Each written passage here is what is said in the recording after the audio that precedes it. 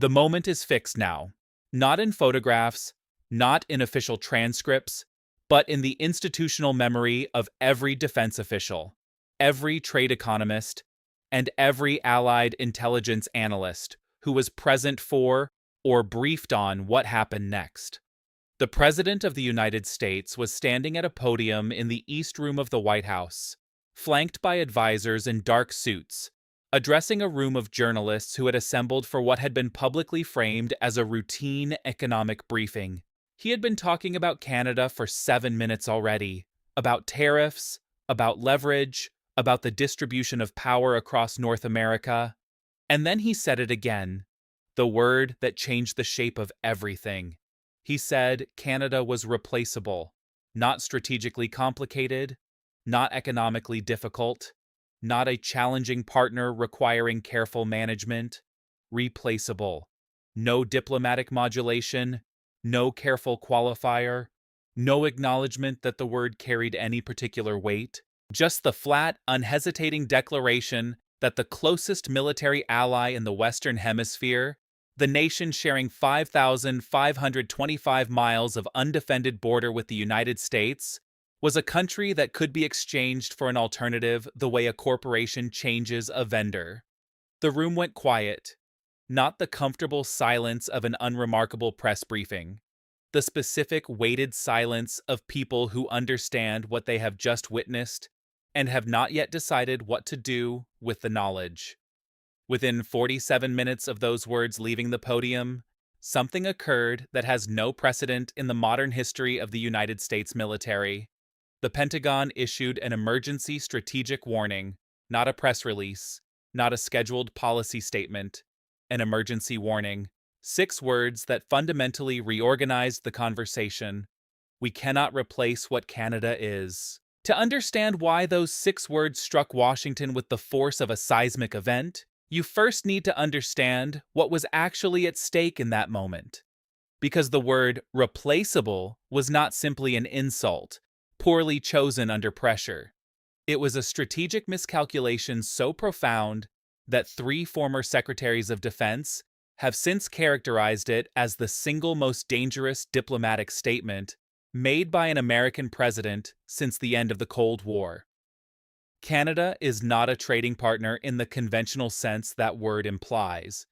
Canada is woven into the operational fabric of American national security at a depth that most citizens on either side of the border have never been invited to examine. Begin with NORAD, the North American Aerospace Defense Command. This is the joint military institution, staffed by American and Canadian officers working in permanent coordination, that has protected the airspace of the entire continent for 67 uninterrupted years. There is no American equivalent waiting in reserve. There is no backup architecture. There is no replacement framework designed and ready to activate. If the relationship fractures, not breaks, simply fractures, the gaps that open in continental air defense do not close on their own schedule. They remain open. Second, energy. Canada supplies the United States with more petroleum than any other nation on Earth, more than Saudi Arabia, more than Venezuela, more than all of OPEC combined. The pipelines carrying 4.3 million barrels per day flow through American states into American refineries, powering American industrial capacity. The automotive facilities in Michigan, the chemical processing infrastructure in Texas, the heating systems across the entire northeastern United States, all of it runs, in whole or in substantial part, on Canadian energy. Third, critical minerals. The nickel from Ontario, the cobalt from northern Quebec, the uranium from Saskatchewan. These are the materials the United States Department of Defense has formally classified as essential to national security. They go into fighter aircraft, into missile guidance systems, into the battery architecture powering the next generation of military hardware. No domestic American source can substitute for them at the volume or on the timeline required by current defense production. The Bureau of Economic Analysis has placed the total value of the bilateral economic relationship at $940 billion annually. That is not a figure that can be replaced. And yet the president had just used that word at a White House podium, on camera, in front of the entire world. Here is the detail that makes this moment categorically different from every previous instance of White House pressure applied toward Ottawa. The president did not say it in anger. He did not say it in the heat of a confrontation, in the frustration of a failed negotiation, in the charged atmosphere of a bilateral summit gone wrong. He said it calmly, deliberately, twice within the same statement, once at the opening, once at the close, as though it were a position he had reflected on, concluded, and wished the world to note formally in the record. The first time, Canada is replaceable as a partner. The second time, we will find other suppliers. We always do. Canada is replaceable. 3 senior correspondents who were in the briefing room that morning, all of them experienced across multiple administrations, said afterward that the word landed differently on its second use than on its first. The first time, it might have been instinct, an unreflective expression of frustration. The second time, according to 2 officials monitoring the briefing from an anteroom adjacent to the East Room, it was a declaration, considered, deliberate, and intended for the permanent record. It was that second use of the word that triggered the sequence of events now regarded as the most scrutinized 47-minute window in American defense policy in a generation. Because within 47 minutes, before the press briefing had formally concluded, a signal traveled from the East Room to the Pentagon. Not a routine memo, not a scheduled policy review, an emergency escalation flag, the kind that activates the National Security Council's Contingency Analysis Unit, the kind historically reserved for active conflict scenarios and unexpected alliance collapses, the kind that signals someone at the highest level of the American military establishment has determined that what just happened at that podium is not a political communication, it is a national security event. The Pentagon's response was not designed to be public. That is the first essential fact about what followed. The emergency warning was intended as an internal classified assessment, generated within the Office of the Secretary of Defense and distributed to the Joint Chiefs of Staff, the National Security Advisor, and the relevant combatant commanders. It was not meant to surface in the press. It was not meant to reach Ottawa through unofficial channels. According to 3 officials familiar with its drafting, it was intended to serve as an institutional firewall, a formal military record establishing that the uniformed leadership of the United States Armed Forces did not endorse the strategic position the president had just stated from a White House podium. That firewall did not hold.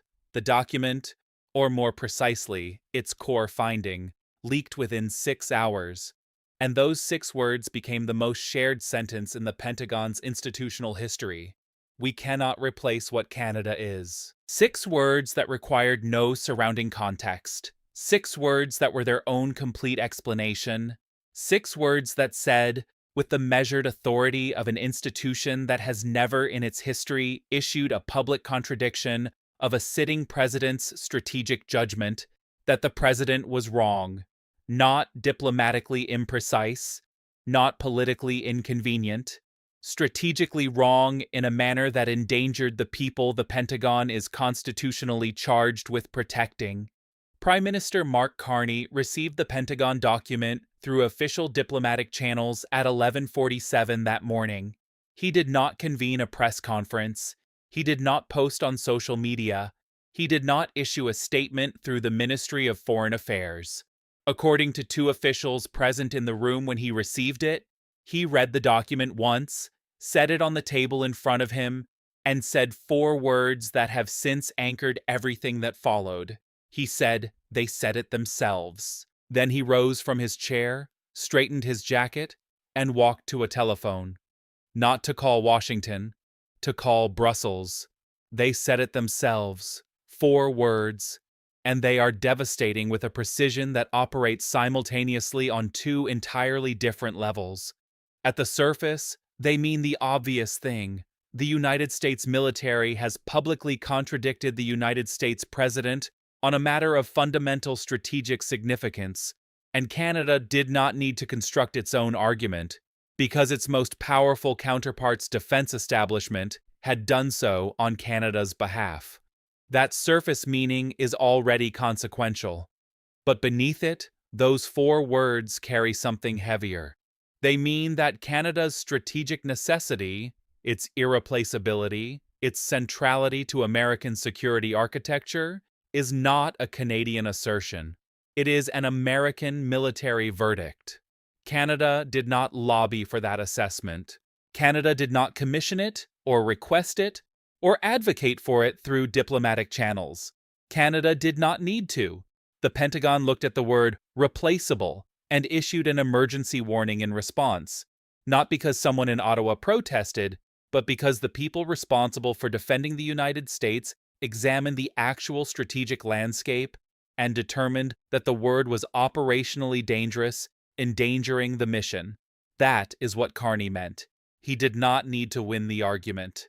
The argument had already been won inside the building on the south bank of the Potomac River. Canada had prevailed without deploying a single diplomat, without committing a single dollar of diplomatic capital, without uttering a single public word in its own defense. They said it themselves.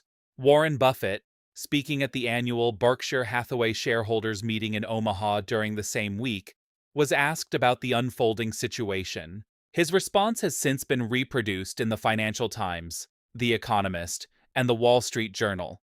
Buffett did not address the politics. He addressed the underlying principle. He said, "In 70 years of business, I have watched organizations make one specific error more reliably than any other. They undervalue what they cannot see. The visible things, the price written on a contract, the size of a trade deficit, the line in a quarterly budget, those things get analyzed, argued, and negotiated endlessly. The invisible things, the trust accumulated over decades, the shared operational infrastructure, the institutional knowledge developed over 60 years of working side by side, the relationships built in rooms that never made the news. Those things get taken for granted until they disappear. And when they disappear, the people who took them for granted discover that the invisible things were worth more than everything visible combined." He paused. Then he continued. "A government that calls its most deeply integrated partner replaceable has not done the full calculation. It has looked at the invoice numbers and ignored the cost of the architecture that makes the invoice possible in the first place. The Pentagon has done the full calculation. That is why the Pentagon issued a warning. His conclusion carried the particular authority of someone who has spent 6 decades on both sides of consequential decisions. When your own military contradicts you on a matter of national security, you have not lost an argument. You have lost something that cannot be recovered by winning future arguments. Credibility does not return on a timeline you control. It returns when the people you damaged decide to extend it again, and they are under no obligation to do so quickly or generously. The cascade that followed the public release of the Pentagon document moved at a speed and geographic breadth the bilateral relationship had not seen since the original NAFTA negotiations of the early 1990s. In Ottawa, Carney convened an emergency session of the Cabinet's National Security Committee within 3 hours of the document entering public circulation. The session lasted 4 hours and 22 minutes, the longest under his administration. No communique was released. No public statement followed. The silence itself communicated precisely what needed to be communicated. In Brussels, the NATO Secretary General issued a statement that studiously avoided naming the United States, but described the episode as a reminder that alliance architecture depends on mutual recognition of structural interdependence. Diplomatic language that every foreign ministry on the continent translated immediately and accurately into its operational implications. In Tokyo, the Japanese government quietly accelerated discussions with Ottawa to expand the bilateral critical minerals framework, which had been under negotiation for 8 months. In Seoul, The South Korean Ministry of Trade released a brief statement confirming that Canada remained a preferred strategic partner for the development of the technology sector supply chain. None of these were coincidences. All of them were precisely calibrated signals to precisely intended audiences. On Capitol Hill, the reaction was sharp and contained an unusual degree of bipartisan coherence that surprised even experienced observers of the legislative branch. The chairman of the Senate Armed Services Committee, a Republican representing a state with 73,000 defense industry workers, convened an unscheduled briefing with Pentagon officials. His public statement afterward was the briefest of his tenure in the role. He said, "The Pentagon issued that warning for a reason. I intend to determine whether the president was briefed on that reason before he spoke." The ranking Democrat on the same committee said, "You do not accidentally characterize your most operationally significant military partner as replaceable, and you do not accidentally trigger an emergency warning from your own defense establishment." Something is structurally broken in how this administration processes strategic information before it reaches a podium. In Michigan, where 91,000 automotive industry workers depend on Canadian supply chain relationships for their continued employment, the governor held a press conference that generated more national media attention than any state-level appearance in months. She said her workers were not abstractions in a geopolitical debate. They were people who drove to plants every morning because a cross-border economic architecture, the same architecture the word replaceable had just placed in jeopardy, made those plants economically viable. The governor of Pennsylvania, whose steel sector relies on Canadian iron ore equivalent to 34% of total annual input volume, delivered the same message in a different language. So did the governor of Minnesota, speaking for agricultural producers whose Canadian market access represents $4.7 billion in annual export revenue. The business community reacted with the speed and clarity of institutions that had just received material new information and needed to reprice it. The Business Roundtable issued a statement calling on the administration to issue an immediate and unambiguous clarification.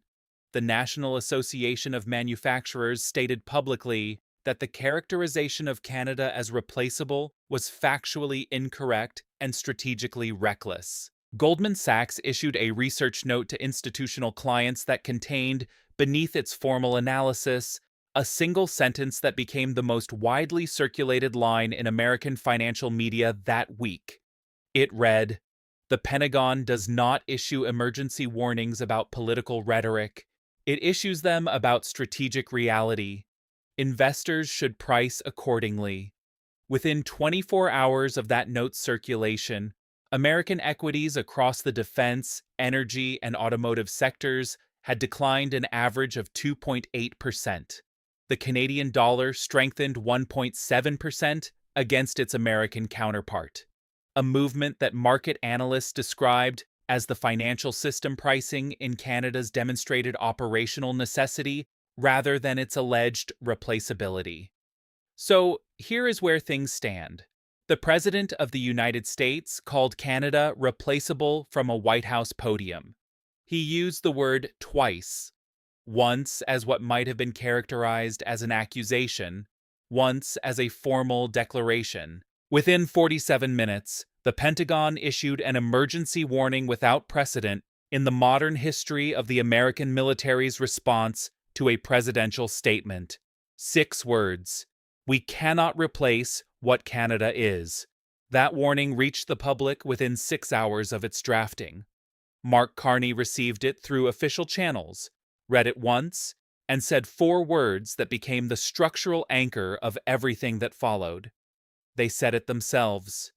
He did not reach for the phone to call Washington. He called Brussels. Warren Buffett explained, with the precision of 7 decades of institutional observation, why those 4 words carried the weight they carried. The invisible things are always worth more than you calculated. And the moment you call something replaceable is the moment you begin discovering the true dimensions of your error. Governors in Michigan, Pennsylvania, and Minnesota representing a combined workforce of more than 164,000 workers with direct employment dependence on the bilateral relationship, held press conferences demanding accountability. The Senate Armed Services Committee convened an unscheduled briefing. NATO issued a carefully worded statement. Japan, South Korea, and the European Union accelerated independent partnership frameworks with Ottawa. Goldman Sachs instructed its institutional clients to adjust their positions based on the strategic reality the Pentagon had just formally confirmed. Markets moved in response to what the word had revealed rather than what the word had intended to signal. The question now occupying every serious defense analyst, every corporate strategist, and every allied foreign ministry, in private conversations that are increasingly beginning to surface in public forums, is whether an administration publicly contradicted by its own military on a matter of declared national security can recover the standing required to lead the alliances and partnerships it depends on for its own strategic position. And if it cannot, if the word replaceable has permanently recalibrated how allied governments and strategic adversaries alike calculate American reliability as a partner, then the question of who ultimately absorbs the cost of that recalibration becomes one that demands a clear answer. Is it the workers in Michigan and Pennsylvania and Minnesota whose economic circumstances were characterized as replaceable from a podium in Washington? Or is it the people who stood at that podium and chose the word without calculating what the word would cost? The administration said it, the Pentagon answered it, and Mark Carney, with 4 words spoken quietly in a room in Ottawa, ensured the world understood precisely what the answer revealed. They said it themselves. Hit the bell icon and subscribe for daily updates as this continues to develop.